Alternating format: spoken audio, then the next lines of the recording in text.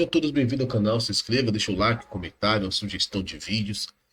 Esse vídeo está sendo um pouco tarde, porque eu estou um pouco gripado, estou um pouco ruim, então acabei não fazendo o vídeo cedo. E o vídeo está sendo lançado um pouco tarde. Peço desculpas a todos aí que o vídeo está sendo lançado um pouquinho tarde. Então deixa o like aí, um comentário que ajuda bastante. A gente faz no sacrifício as coisas para que as coisas possam ir ao ar mais rápido possível, mas dessa vez não deu. Então estou fazendo aqui no sacrifício, mas vamos falar um pouquinho sobre esse São Paulo que teve algumas críticas, né? Também, né? O jogo não foi tão bom assim, realmente. Mas eu sempre digo, quando o jogo não vai bem, às vezes é culpa do seu time, né? O seu time vai mal. Às vezes o adversário consegue igualar o seu time, ou consegue ter uma tática ali, uma estratégia de jogo, no qual neutraliza o seu time. Então, nem sempre quando o seu time vai mal, é porque seu time não fez aquilo que tinha que fazer. Às vezes fez até correto, fez o que foi treinado. A execução foi correta, mas o adversário às vezes te surpreende, né? E o jogo contra o Juventude, eu tinha falado numa live anterior que seria um jogo difícil, né? O jogo contra o Juventude não seria um jogo tão fácil assim. São Paulo iria sofrer um pouco contra o Juventude. E mostrou isso. Eu acho que os três jogos de São Paulo, até chegar à maratona de Copa do Brasil, Libertadores e Brasileirão, são jogos que o São Paulo não vai conseguir fazer 3 pontos. Alguns desses jogos. O Juventude poderia ser um jogo de 3 pontos, poderia ser um jogo de 3 pontos, sim. Mas infelizmente não deu para fazer 3 pontos contra o Juventude. Poderia. Mas eu tinha falado que o time do São Paulo, ele, ele não é um time que sobressai tanto assim ao Juventude, ao Fortaleza, muito menos também. Fortaleza ali eu acho que em briga com o São Paulo ali com qualidade técnica. E Botafogo também é um time muito difícil. O Juventude é um time que está dando trabalho aos adversários mais fortes. Veja que venceu o Flamengo em casa, né? Jogando na sua casa, vence o Flamengo. Então, é uma equipe que realmente vem dando trabalho a equipes de peso do Campeonato Brasileiro que estão lutando pelo título, pelo G4. E o São Paulo ontem veio diferente, veio com o Rafinha, desse lado, com a audiência do Igor Vinícius. E a ausência do Vinícius, ela mostrou que o Igor Vinícius ele é muito importante para a equipe do São Paulo, para o modelo de jogo do meu dia. Talvez o Igor Vinícius não seja importante quando você precisa de uma linha de três fixa. Mas quando você precisa de um jogador que se movimenta bastante, até com esse espaço, o Igor Vinícius ele entrega muito mais que o Rafinha nesse sentido. Mesmo o Rafinha sendo um jogador muito consagrado, o Rafinha não consegue entregar tanto como o Igor Vinícius. Talvez pela idade, pode ser, né? E o Bobadilla veio aí ocupando o lugar do Alisson, né? O Alisson que também mostrou bastante que faz muita falta. Né? O Alisson faz bastante falta também nesse setor, é um jogador que se movimenta bastante, um jogador que consegue buscar essa bola para construir, e ali no meio da construção, no setor de criação, ele cria bastante, que é no setor central aqui, ele cria bastante também. E apoia muito, principalmente esse lado aqui, né? Do São Paulo, o lado direito. Ele vem apoiando bastante, ele se movimenta com essa movimentação, e onde o Bobadilla não estava bem no jogo, não foi bem no jogo. O Bobadilla não tem a mesma característica do Alisson. Cada jogador dentro da sua característica. Para mim, o jogador que se aproxima muito do Alisson é o Nestor. Eu teria o Nestor nesse setor aqui. Não teria o Bobadilla, tá? Eu teria o Nestor nesse setor com a ausência do Alisson, tá bom? Eu teria o Nestor, que eu prefiro. Eu acho que o Nestor ele dá muito mais dinâmica que o Bobadilla. O Nestor ele tem dinâmica, ele tem movimentação, ele tem um passe com mais qualidade, ele também tem finalização. O Nestor ele consegue se movimentar bastante com intensidade, como o Alisson gosta de fazer as suas movimentações. O Nestor é até mais intenso que o Alisson. Quando trabalha aqui, vocês observam isso. O Nestor ele tem mais velocidade até. Então, o Nestor nesse setor acho que seria interessante. Você ter o Nestor aqui, tá? Juntamente na vaga do Alisson. Então, quando você tem um Rafinha em campo, voltando ao Rafinha, a dinâmica muda, tá? Você tem um lateral, mas a dinâmica ela vai mudar. Um exemplo, quando o São Paulo tem a construção de bola, a bola aqui, tá o Jandrei, mas era o Rafael ontem, tá, gente? Eu deixei o Jandrei aqui pra ver como tô um pouco maluco. Era o Rafael. O Rafinha ele não mudou tanto a dinâmica de construção, tá? A dinâmica de construção ela continuou sendo a mesma que a gente está acostumado quando o São Paulo vai construir, tá bom? Quando o São Paulo vai construir. O Rafinha ele não mudou tanto a dinâmica. A dinâmica era essa aqui, que é a dinâmica que o São Paulo já está adaptado a fazer a sua construção, tá bom? Três zagueiros na área. Ah, eu não é o Ferrarese também aqui, ah, caramba, aqui que tava jogando ontem foi o Alan Franco. Vamos lá. Alan Franco aqui, tá? Rafael aqui. Esqueçam o erro aqui, porque eu tô com a mesma formação do jogo do Grêmio ainda. Então o Ferrarese tava aqui, né? E tinha o Nestor, né, e tudo mais. E então, o Rafinha é esse jogador que vem fazer essa linha de três aqui, ó. O Igor também faz isso? Também, tá? Quando o São Paulo vai construir, o Igor também faz isso. O Igor faz essa linha de três e o São Paulo tem a construção aqui com três jogadores e o Igor é um desses jogadores, o Igor Vinícius. A dinâmica que muda da dinâmica é na fase ofensiva. O que acontece na fase ofensiva do São Paulo quando você tem o Rafinha, né? Quando você tem o Rafinha. Muda bastante. O Lucas ele fica mais preso na lateral. O Rafinha ele tem a possibilidade de se movimentar? Tem, tá? Tem a liberdade de se movimentar. Mas o que muda na dinâmica é que o Rafinha ele não faz. Ele não dá liberdade ao Lucas. Ele não liberta o Lucas para o Lucas se movimentar. O Rafinha ele não faz essa profundidade. Então, se o Rafinha não consegue fazer essa profundidade aqui que o Igor Vinícius faz muito bem, o Lucas tende a ficar um pouco mais preso aqui desse lado. E o Rafinha está mais por dentro para construir.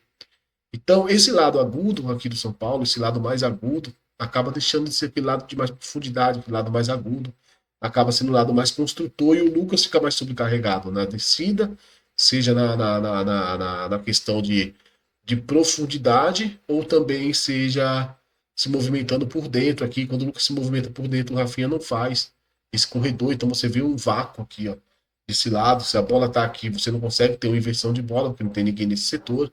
Então você vai ter que trabalhar mais curto e complica um pouco, né? Complica um pouco. E algumas vezes também na construção você tem o Luciano baixando muito mais aqui. Nesse jogo aconteceu para vir buscar essa bola aqui nesse setor. E o Rafinha ficava fazendo essa contenção aqui de marcação da linha de três. Né? Vamos para os vídeos para a gente mostrar um pouquinho o que foi do jogo. Aqui nesse lance aqui do vídeo, estou mostrando para vocês, aqui é o vídeo do jogo, né? A movimentação que você vê que o São Paulo entrou com o Rafinha desse lado, né? E o Bobadilla aqui mais focado aqui na posição que faz o Alisson, né? E você vê aqui que na construção o São Paulo tem a linha de três, com o Rafinha completando essa linha de três. O Igor também faz isso. Mas a diferença é que o Igor aprofunda mais aqui quando tem a bola, né? Quando o São Paulo está na fase ofensiva, né? E o Rafinha ele está ocupando esse setor aqui nesse jogo, nessa construção, né? A construção vai continuar. Você vê o Rafinha com a bola, o Luciano vai subir mais aqui para buscar essa construção, porque o Rafinha ele fica mais aqui, ó, ele não desce tanto aqui para fazer uma profundidade, dar liberdade para o Lucas entrar por dentro. Então esse setor aqui fica com menos movimentação. Se você tem o Igor aqui, ele passa a bola para o Luciano, ele já vai aprofundar aqui e o Lucas já vai se movimentar para cá. Você já puxa um pouco a marcação do time adversário, né? E nessa movimentação aqui, nesse lance isso não acontece. Aqui você já vê o Juventude marcando individualmente, marcação do Juventude, né? Marcação por zona e marcação individual. O Juventude estava fazendo a marcação mista nesse jogo. Isso complicou um pouco a vida do São Paulo também, principalmente do Luciano, que estava sendo muito bem marcado, né? Nesse jogo. O Luciano estava sendo muito bem marcado. O São Paulo vai construir aqui para o outro lado, o São Paulo vai chegar aqui no André. O André que não foi tão bem também nesse jogo, não estava substituindo o Carelli, né? E não foi tão bem. Aqui você vê a diferença de lateralidade, tá? Que você vê o Ferreirinha trabalhando mais por fora, alguns momentos, aí troca de posição com o Patrick. A diferença de você ter o Patrick no jogo, também eu não tinha falado do Patrick, é que você não perde na questão ofensiva, porque o Patrick também vai te dar ofensividade. Mas a questão você perde na força, né? No contato físico. No 1 contra 1 ali, quando você necessita do cara mais forte, uma recomposição melhor defensiva. O Wellington ele te traz mais isso com o Patrick. Né? O Patrick ainda por ser jovem, tá aí ainda amadurecendo, então. E também o lado mais físico também, aí já é individual do jogador, então tem uma diferença. E aqui você já vê também do outro lado, o Rafinha mais por dentro, o Rafinha trabalhando bastante por dentro nesse jogo, e dando a liberdade do Lucas para fazer esse trabalho por fora. Então o Lucas fica muito preso aqui na lateral. Se o Lucas entrar aqui por dentro, o Rafinha vai ter que abrir aqui por fora. O Rafinha não faz esse corredor tão bem como faz o Igor Vinícius, né? Então o Igor Vinícius mostrou que faz falta no time do São Paulo nessa estrutura, na estrutura tática do Zubeldia, o Igor Vinícius ele faz falta. Né? Provou isso nesse jogo, que sim, ele faz falta nessa estrutura tática, né? Do Zubeldia. Aqui você vê o time de São Paulo com a bola, que você vê o Luiz Gustavo, né? Um volante do São Paulo, levando essa bola até a defesa, que você na triangulação, justamente com o Lucas mais aberto. E novamente aqui o Rafinha por dentro. O Rafinha, hoje ele é um lateral mais construtor, até pela idade. Né? Então ele mudou um pouco a sua característica de jogar. Eu tinha falado isso, o Rafinha ocupar o lugar do Igor Vinícius, o Rafinha vai ter que ralar muito, né, cara? Se ele quiser, por exemplo, ser o titular, talvez ele ocupe a vaga pela experiência, né? Pelo peso que tem o nome do Rafinha, mas pela qualidade de jogo, pela entrega, acho que o Igor Vinícius ele tá um passo à frente nesse momento. Nesse momento, tô falando quem é melhor, quem é pior. Isso não vem o caso, né? Lógico que o Rafinha tem uma puta história, né? Não tem comparação, né? Marcação do São Paulo se defendendo, São Paulo se defendia alguns momentos no 5-3-2, alguns momentos no 4-4-2, então A marcação de. A questão numérica ela varia. Tá? A gente tem que lembrar que o Ferreirinha, eu acho que está sendo muito pedido pelos Zubeldia para fazer a linha de 5, né? Ó. Aqui você tem um Ferreirinha que ele vai completar sempre a linha de 5, né? Ó. Aqui o Ferreirinha vai ser esse cara que sempre baixa bastante, né? O Ferreirinha não fica aqui na linha de 4. Ele desce bastante aqui para completar essa linha de 5. Então, isso é um pedido do Zubeldia, já pelo que eu tô vendo, e o Ferreirinha consegue entregar isso. Né? O Ferreirinha vem entregando isso aí. Ele vem entregando até com qualidade. Baixando bastante e completando a linha de 5, sem fazendo perseguição ponta dos caras ou lateral. Porque aqui o Patrick entra mais por dentro aqui e o Ferreirinha fica fazendo essa linha de 5 aqui aberta. Também quando tem o Wellington é a mesma coisa. Né? Dependendo do adversário, claro, se o adversário tiver amplitude. E hoje todos os times têm amplitude, né, cara? Se você não der amplitude com ponto, você vai dar com lateral. Então, sempre teu ponto, ele vai ter obrigação hoje de voltar lá embaixo e ajudar a marcar. Não tem muito o que fazer, né? Não tem muito para onde fugir, né? Sempre vai ter essa obrigação. Outro ponto também aqui, novamente, a construção, mostrando para vocês. O Rafinha, bem parecido com o que eu mostrei agora no campinho para vocês. Rafinha, né? O Alan Franco e o Arboleda.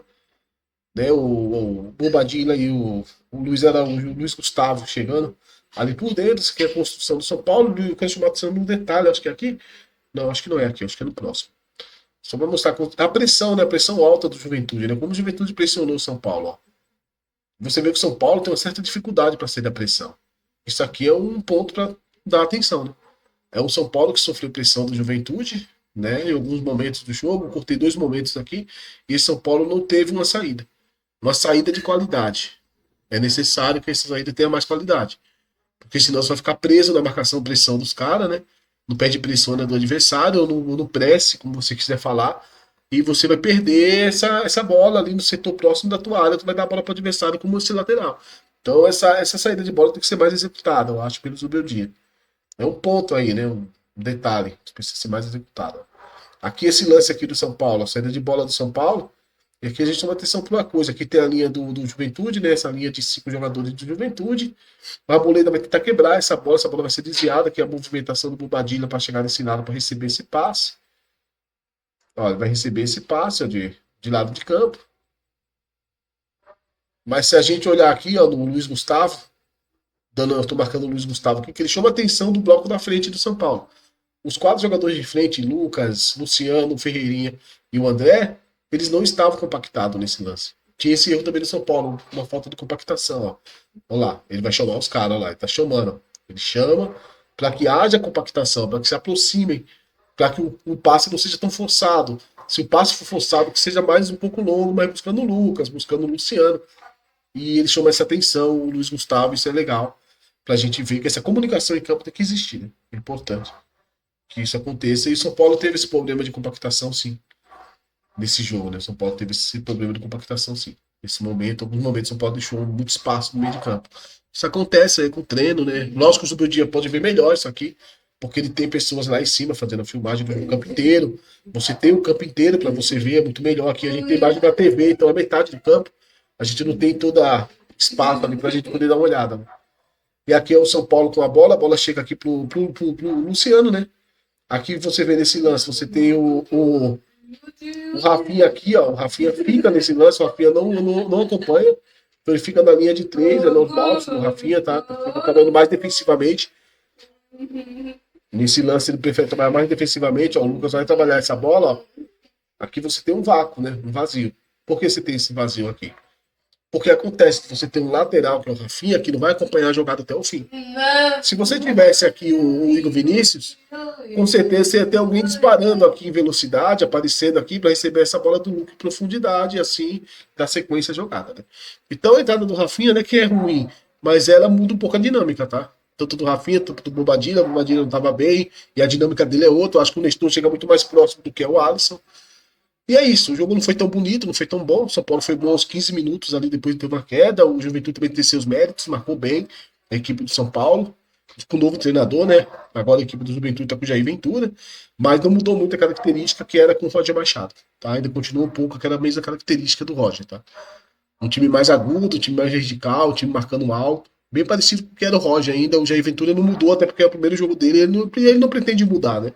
Pelo que eu tô vendo, ele vai manter. Pelo que eu conheço o Jair Ventura, eu já vi ele fazendo algumas entrevistas, e eu vi uma entrevista recente dele que ele fala sobre isso, né? que não adianta ele mudar a característica do time se não tem peças para fazer o que ele quer. Então ele mantém aquilo que já está sendo feito e vai só implantando uma coisa ou outra ali se é necessário. Então isso é interessante para a torcida do Juventude, vai ser mantida aquela ideia de jogo do Roger, né? Isso é importante. Tá bom, gente? Esse é o vídeo, deixa o like aí, o comentário. E até a próxima.